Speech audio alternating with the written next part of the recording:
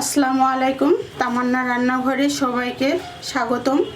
তামান্না রান্নাঘরে আজকে রান্না করব মাটন কষা। আশা করি শেষ পর্যন্ত তামান্না রান্নাঘরের সাথেই থাকবেন। আমি এখানে 500 গ্রাম মাটন নিয়েছি, অর্থাৎ খাসির মাংস নিয়েছি। এখন এটা আমি ম্যারিনেট করে আপনাদের দেখাবো কি কি উপকরণগুলো দিয়ে আমি ম্যারিনেট করব। 1 টেবিল চামচ পরিমাণ দই দিয়ে দিলাম, পরিমাণ মতো লবণ, হলুদ 1 চা চামচ পরিমাণ হলুদ, এখানে মরিচ গুঁড়ো নিয়েছি 1.5 চা চামচ পরিমাণ, ধনিয়া গুঁড়ো নিয়েছি 1/2 চা চামচ পরিমাণ, এখানে গরম মশলার গুঁড়ো নিয়েছি 1/2 চা চামচ পরিমাণ, এখানে পেঁয়াজ রসুনের পেস্ট নিয়েছি 1 টেবিল চামচ পরিমাণ, আদা পেস্ট নিয়েছি 1 টেবিল চামচ পরিমাণ, রসুন পেস্ট নিয়েছি 1 টেবিল চামচ পরিমাণ।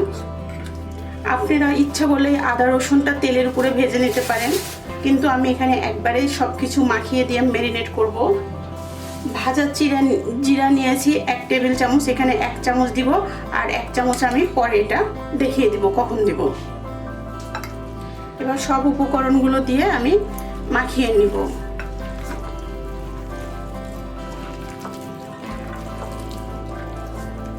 এখানে হাড় ও মাংস চর্বি সহ মিশিয়ে নিয়েছি, আর মশলাগুলো যাতে সব মাংসের মধ্যে মিশে সেভাবে উপকরণগুলো এইভাবে মাখিয়ে নিতে হবে।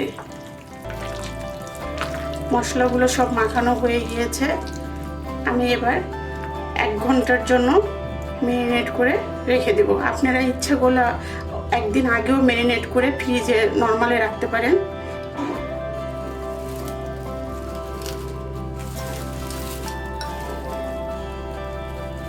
এভাবে আমি 1 ঘন্টার জন্য রেখে দিলাম।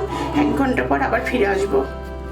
আমি সরাসরি চুলাতে আসছি 1 ঘন্টা পরে। এবার আমি সরিষার তেল দিয়ে দিব। আমি পুরো রান্নাটাই সরিষার তেলে করব। আমি এখানে 1/2 কাপের একটু বেশি পরিমাণ তেল দিব। 2টো তেজপাতা, দারচিনি 3-4টি দারচিনির টুকরো, একটা বড় এলাচ, সাদা এলাচ 4টি, লবঙ্গ 3-4টি, কালো গোলমরিচ 8টি।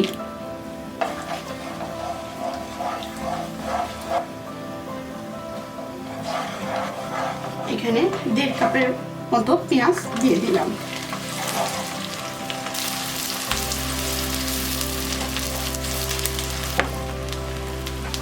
পেঁয়াজটা বেশি বাদামি রং করব না, হালকা বাদামি রং করে নিব। এই রান্নাতে একটু তেলের পরিমাণ বেশি লাগে, যেহেতু পানি ব্যবহার করা হয় না, এই জন্য একটু তেলটা বেশি লাগে। দেখেন পেঁয়াজটা নরম হয়ে গিয়েছে। আমি এর মধ্যে এখন মাংসগুলো ছেড়ে দিব।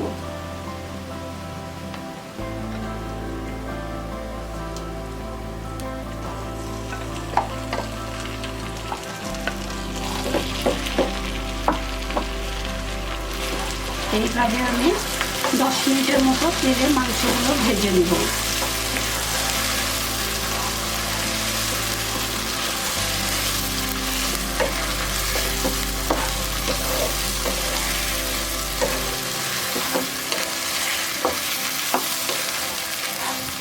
এই রান্নায় যেহেতু পানি ব্যবহার করা হয় না, এই জন্য একটু সময় নিয়ে রান্না করতে হবে। চুলার আঁচটাও মিডিয়ামে থাকবে।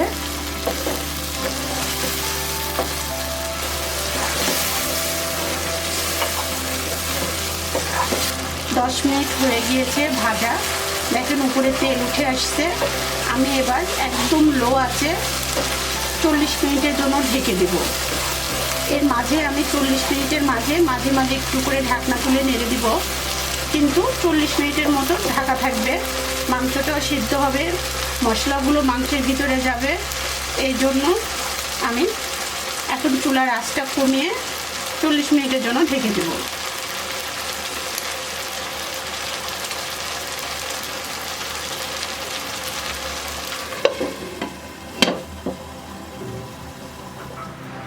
মিনিট পরে আমি ফিরে আসলাম। দেখেন মাংসগুলো কত সুন্দর হয়ে আসছে, উপরে তেল উঠে আসছে, তার মানে মাংসগুলো হয়ে গিয়েছে। আমি এর মাঝে 40 মিনিটের মাঝে 2-1 বার নেড়ে দিয়েছি। মাংসগুলো সিদ্ধ হয়েছে। দেখেন একেবারে হাড়ের থেকে মাংস খসেও যায়নি, আবার একেবারে নরমও হয়ে যায়নি, সুন্দর হয়েছে। আমি এখন এর মধ্যে আর 1 চা চামচ আমি ভাজা জিরা রেখে দিয়েছিলাম, সেটা এখন দিয়ে দিব।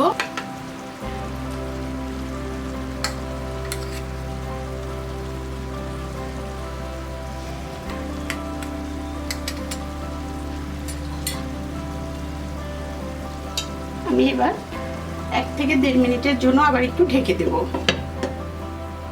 1.5 মিনিট হয়ে গিয়েছে, সুন্দর একটা ফ্লেভার আসছে। এর নামই হলো মাটন কষা, কষায় কষায় রান্না আর কি।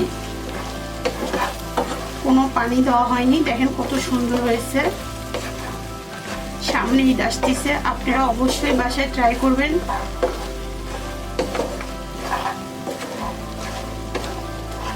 আমি এখন এটা পরিবেশনের জন্য নামিয়ে নিব।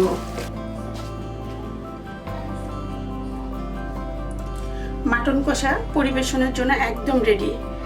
আমার এই রেসিপিটি আপনাদের ভালো লাগলে আপনারা অবশ্যই বাসায় ট্রাই করবেন। আর এই রেসিপিটি মাটন কষা আপনারা সাদা পোলাওর সাথে, ভাতের সাথে, খিচুড়ির সাথে, পরোটা, যে কোনো কিছুর সাথে আপনারা মজা করে খেতে পারবেন। আপনারা অবশ্যই বাসায় ট্রাই করবেন। আর আমার এই রেসিপিটা আপনাদের পছন্দ হলে অবশ্যই লাইক করবেন, শেয়ার করবেন, কমেন্ট করে জানাবেন। আমার চ্যানেলটিকে অবশ্যই সাবস্ক্রাইব করবেন। পরবর্তী ভিডিও নোটিফিকেশন পাওয়ার জন্য বেল বাটনে ক্লিক করবেন। সবাইকে ধন্যবাদ।